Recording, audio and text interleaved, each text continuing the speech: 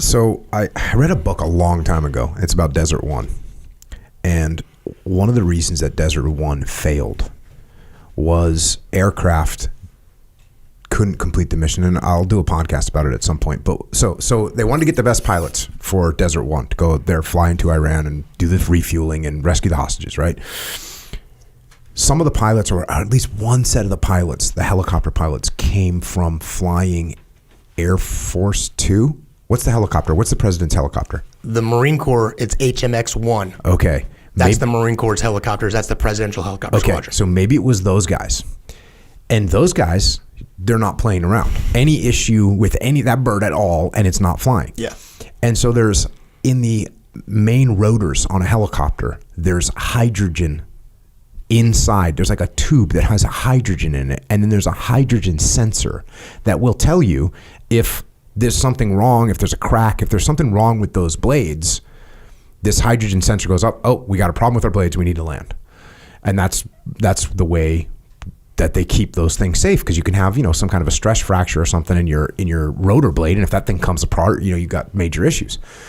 Well, the Navy pilots in the Seawolves, they just flew with the freaking hydrogen thing. They would just take it out. They didn't want to hear about it. They're flying this thing.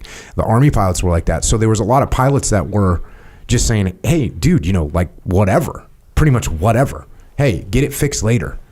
But they had this attentiveness to details that was, hey, nope, hydrogen, we got something wrong with our blade, we got to land. And they left. And all of a sudden now they're short on aircraft. It's one of the things that led to it was we didn't have these kind of combat experienced pilots. If that would have been a Seawolf pilot, bro, this guy would have been like, what? So just like anything else, if you go overboard with the small things, you're going to miss some big things, including executing a mission. Yeah. What's cool about understanding how important the small things are, rather than overlooking them, is that actually gives you some insight about what you can and can't tolerate. Meaning, if I don't pay attention to any of the little things because I'm a big picture guy and I don't care, there's some little things that are going to kill me, and I might not know about it.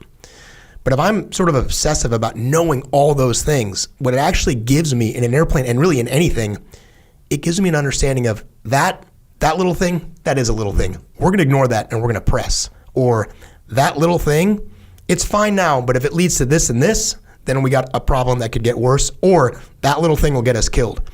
You got to know what those little things are and know whether to ignore them, pay attention to them, or respond to them. And those are three different kind of key criteria. But if you don't know what those things are, you can't make those smart decisions. So you got to know those things. You don't have to react to all of them, but you got to know them.